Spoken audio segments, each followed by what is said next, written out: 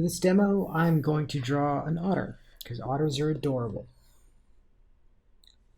So, hold on 1 second.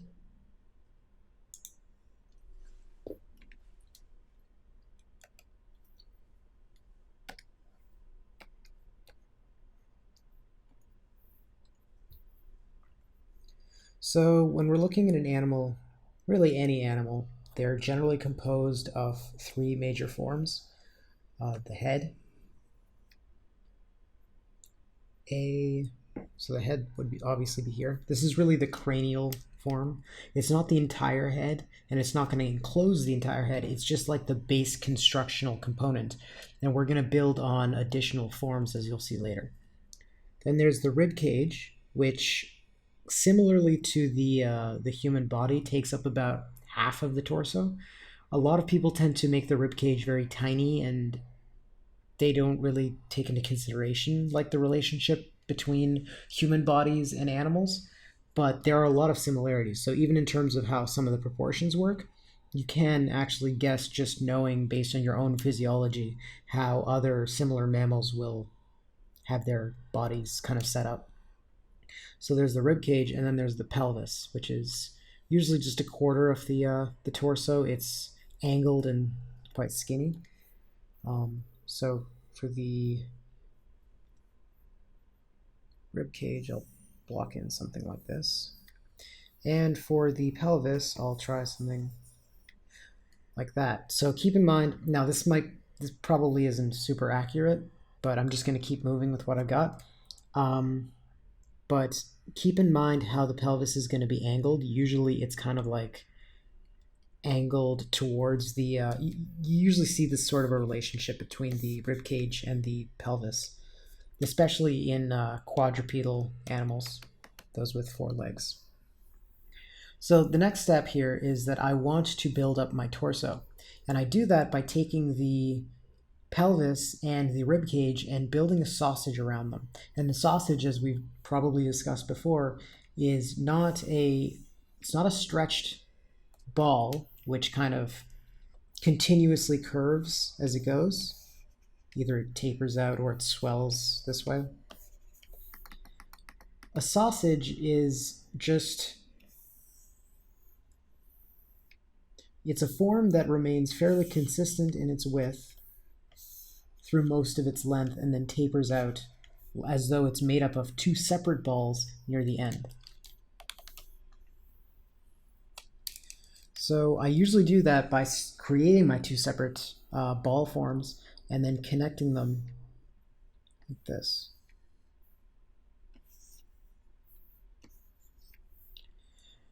Next, I want to keep in mind how my forms are kind of connecting with each other. And so the neck that you have coming off the cranium, it connects to the rest of the torso in a very specific kind of ellipse here. Like if you were to cut off the neck, you would have a particular, it's like a tube with a cap on it, and that cap intersects with the rest of the torso. So we kind of want to be sure to capture that.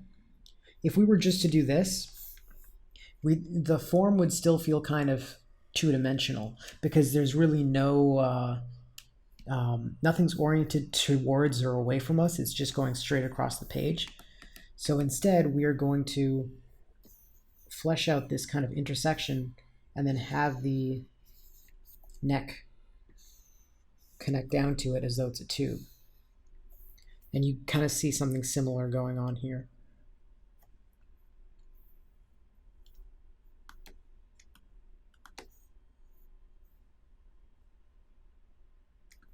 Now, obviously, there's kind of a little bit more of a bump here, so I am going to try and flesh that out a little bit more. But I do want to make sure that my sausage form feels solid and three-dimensional, so I'm going to reinforce it with a couple of contour curves.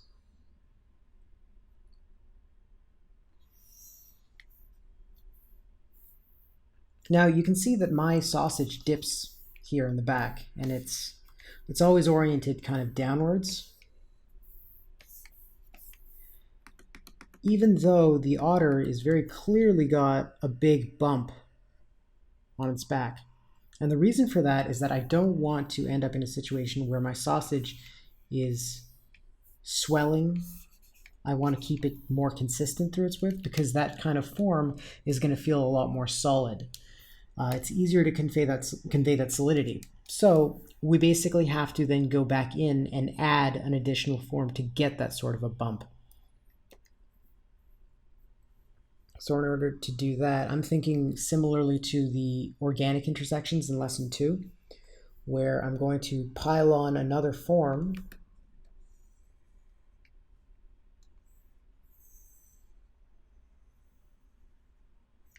which itself is going to have some volume to it. I'm going to kind of try and blend them a little bit together. Once you've got these solid forms, you can do a little bit of just additional transition between the forms instead of keeping those like harsh bumps. You just have to make sure that they are very minor and small so that most of the work is already done by solid form. Next, I want to put in the limbs, so I'm going to start out with my thigh masses. Notice how the thighs are quite large. Most animals will have this, but there's another section to the leg that's quite hidden by the fur. And now, just because you cannot see something does not mean it's not there. You are welcome to go and look at other images of otters to understand their anatomy, to understand how their legs are configured. Generally, the vast majority of animals really are built in significantly similar ways. So really all animals have legs that are composed of the same number of sections, even humans. So you see, this is usually the configuration you get where you've got the thigh, the calf, then this is actually the heel. So on a human, the heel is kind of flat with the, well, relatively flat with the toes.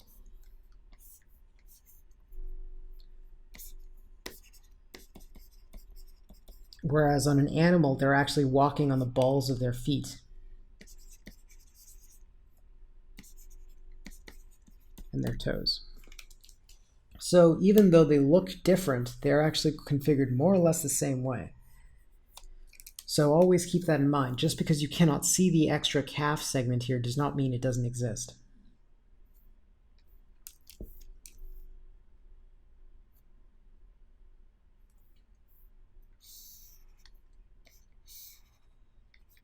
I like to, despite my kind of obsession with form, I do like to draw limbs more as individual shapes, kind of capturing their silhouette, and then I reinforce the three-dimensionality of their forms at the joints. So I don't really add a whole lot of like contour curves or whatever through their lengths, because I feel like that tends to make things very static. Instead, I'll reinforce them where the gesture kind of bends by adding simple contour curves.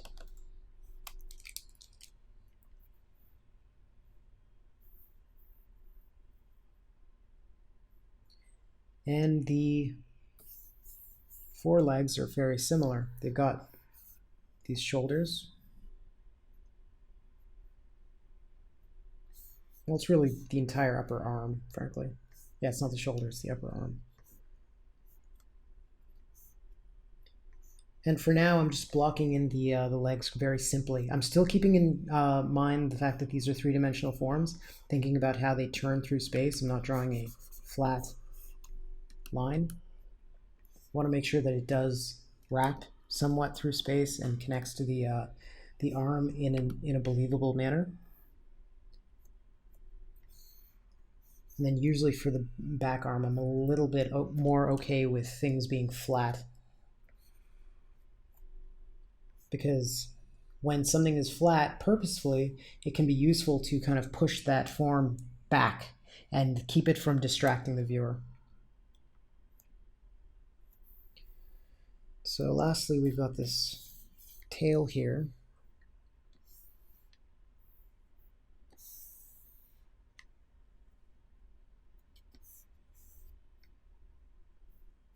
And the tail right now looks very kind of flat because it's just a simple shape. So I am going to add more volume, especially since you can see that this tail on the otter feels very kind of chunky and bulky. So it's not just a simple like gestural thing. There's a lot of form there. So you kind of do have to capture it.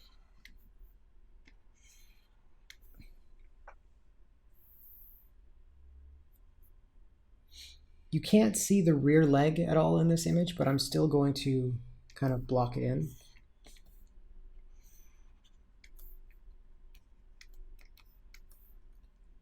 Also, you'll notice that I misjudged some of my proportions here.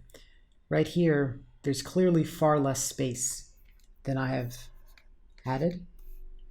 One important thing that you can pay attention to when you're kind of plotting things out, or as you're plotting them out, are the negative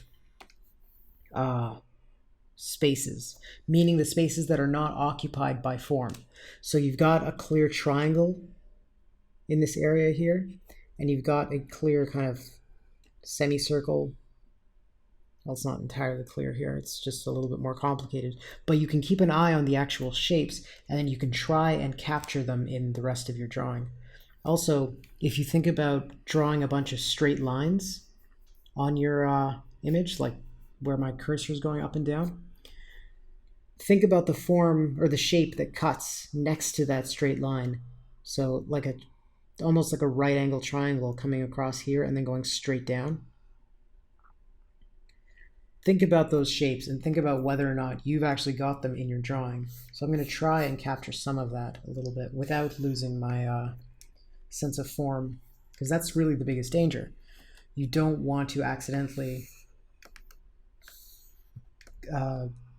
in the interest of capturing your photograph more accurately, you do not want to give up your solid forms, because you might, right now I might be at 75% similarity to my reference, but my forms feel believable. So if you didn't look at the actual reference and you looked at just the drawing, it would stand up on its own. But if you were to go to 80-85% similarity to your reference, but in doing so sacrifice the solidity of your forms, you're both going to still miss the mark of your reference and have something that doesn't look solid on its own. So one thing that I'm noticing here is that there's a lot of extra fur kind of puffing down here. The actual body of the otter is probably flowing a little bit higher, but since they have really thick pelts, they've got a lot of additional fur going on. So that is not as much of a strong form as the rest of it. So I'm okay with kind of just patting it on because I know it already isn't very solid.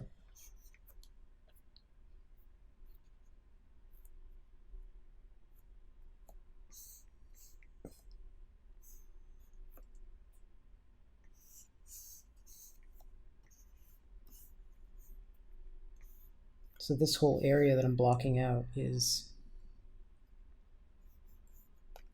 quite a bit of fur, while the actual arm is probably ending off here. You can see the little shadows.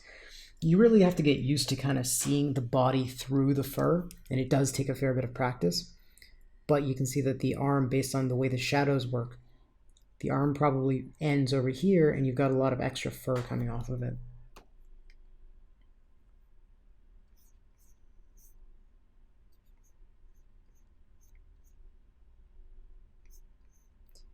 I don't always flesh out my toes really strongly. Like sometimes I will if they're very clear forms. Sometimes I'll just leave them a little bit more vague. It really depends on what I'm after with that drawing. Usually I'm more focused on the overall construction of the body at large.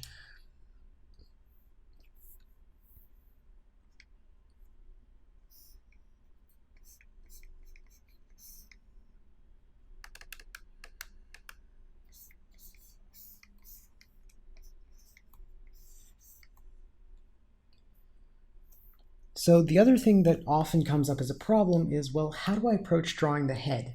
Right now, I've obviously just got a little nub, and now while I'd be perfectly happy just giving it a little smiley face and sending it on its way, that's not going to do us much good.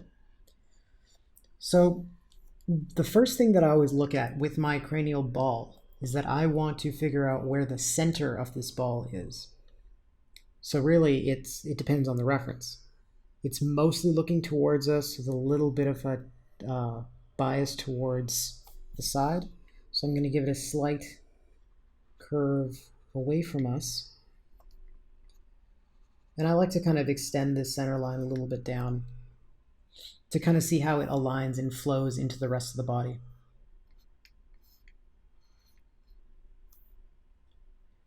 Next, a lot of people will just say, okay, well, I've got eyes, and I've got a mouth, and I've got a nose, and I'm done.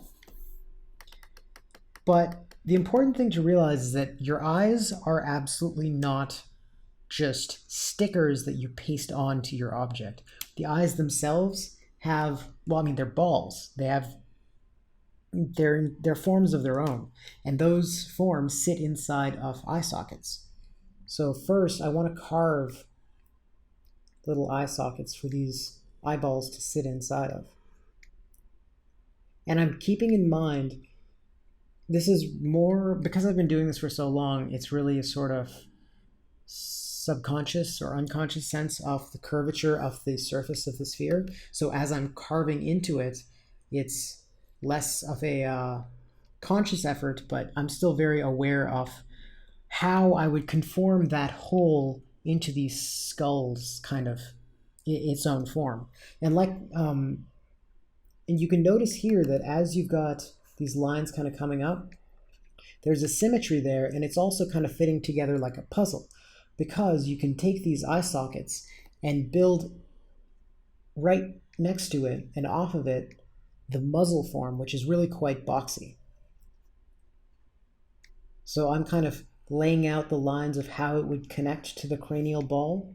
So this is still just not a form on its own. It's really just a kind of shape that I'm pasting onto or that I'm cutting onto the ball. So you can imagine that this whole area is now completely flat, that I've cut that section off.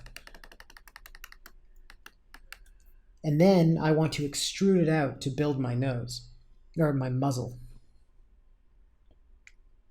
So if you look here, you've got a lot of clear planes. There's this rounded sort of thing on the top there, and I'm actually drawing out the bounds of my planes. And then you've got a side here that comes out. And same on this side. And it's not a, while I say that it's boxy, it is not a box. It has many planes. That's generally what I mean by things that are boxier, as opposed to organic forms that are just smooth curves.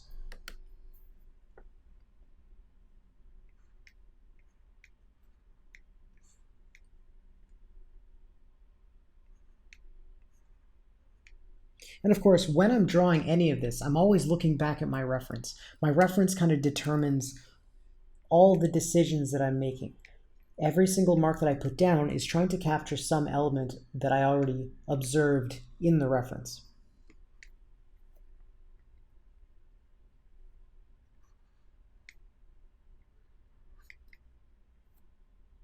You'll notice that this head here is clearly more turned towards us than this one, basically because I've made a mistake, but I'm going to keep rolling with it. That's essentially what I want you all to keep doing. There will be many mistakes, but I want you to just continue to push on through, and with the constructional decisions that you've already made, hold true to them. This one may not be looking towards us completely, but if I tried to correct it now, the rest of it would collapse. So let's throw in an eyeball and another eyeball. Remember, these are spheres. They're not just circles, they are not flat shapes. And I want to build my eyelids around them as I observe them from the reference.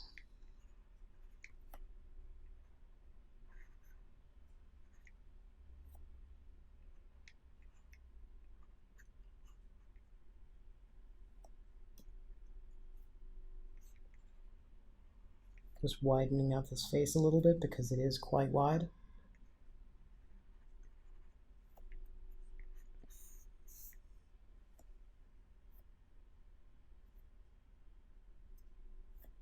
Of course, you've got ears, little rounded, nubby ears. I definitely made that one too big.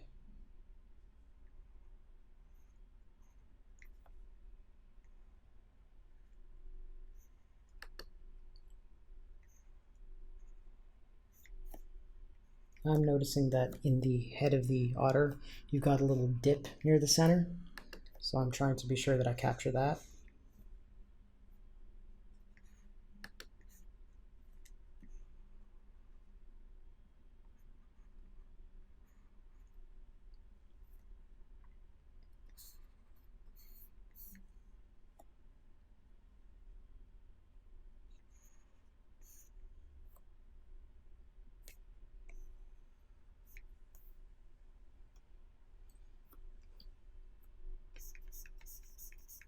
Now I'm starting to make sure that my shapes are separated out from each other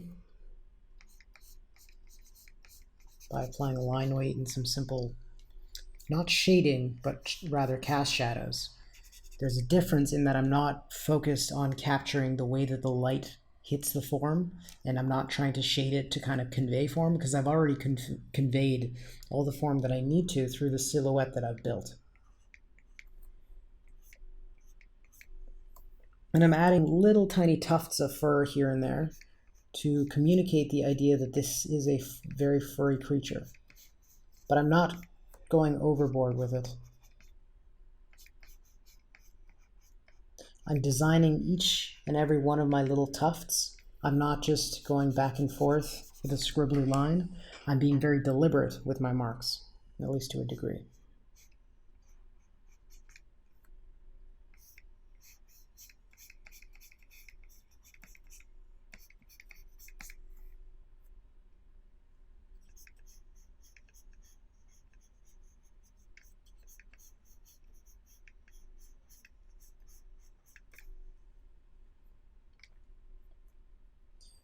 And of course, I still want to watch out for like these folds of fur, because the folds themselves are really good places where you can convey the furriness of the animal.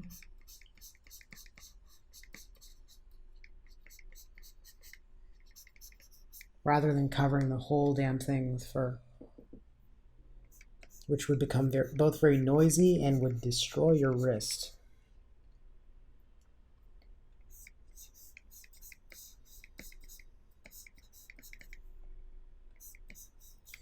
Notice that the fur here seems to be much shorter than the fur on the back and on the rump.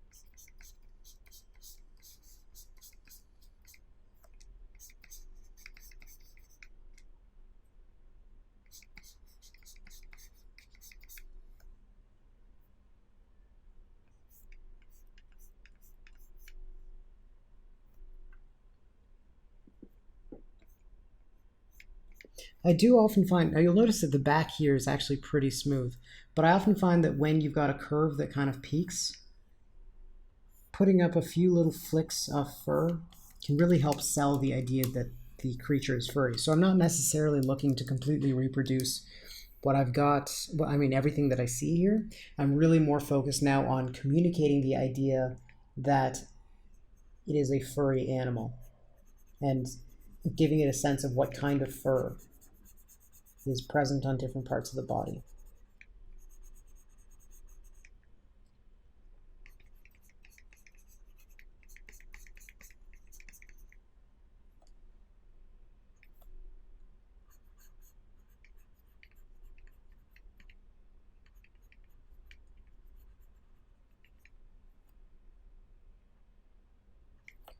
I strongly recommend that you do not, like if you see that your animal has very dark black eyes, I prefer that you not fill them in like this.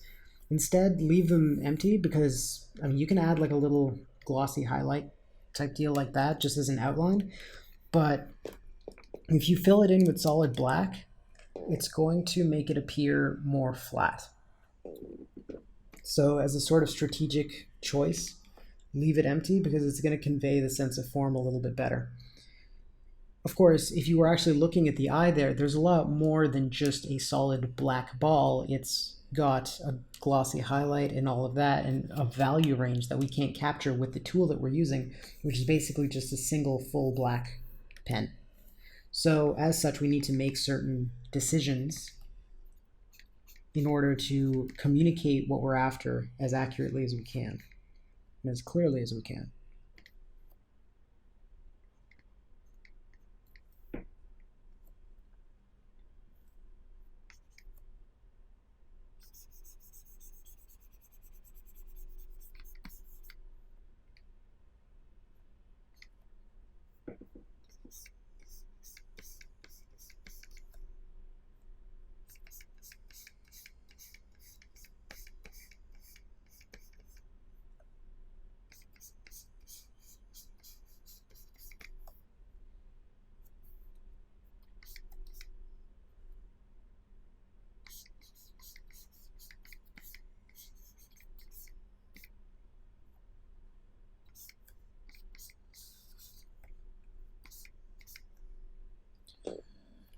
Lastly, I'm going to, now this isn't super important, but I do like to do this, just adding a very simple, undetailed kind of capturing of the terrain that the animal is currently on. Kind of helps place it and ground it, similarly to how we did a lot of like the outlined drop shadows for the insects. Here we are just very simply putting in a few lines that suggest the kind of terrain that they're on, or what they're at least standing on. I definitely went too far with this this whole area here, because I've definitely deviated a bit too far. It's more that like the otter is kind of standing up instead of sitting, as this one seems to be. But whatever, you know, it happens. And that said, it does still look believable. If I were to take this reference away, as an animal, the construction feels fairly solid. There are certainly things that could definitely be improved, but overall, the idea that this is an otter-like animal is definitely conveyed. So that really is our first goal. Now, as we practice, we gradually get better at capturing the essence of the otter that we're looking at, but this is not necessarily a defeat of any sort. So your main priority is always going to be selling what it is that you're drawing, selling that it is something that could exist, selling the idea that the forms themselves are solid and three-dimensional, and really just going from there.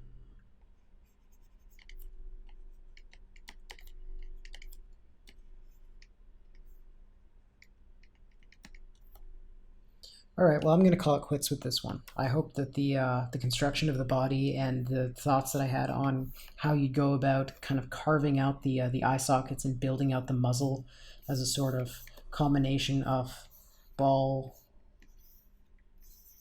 and box.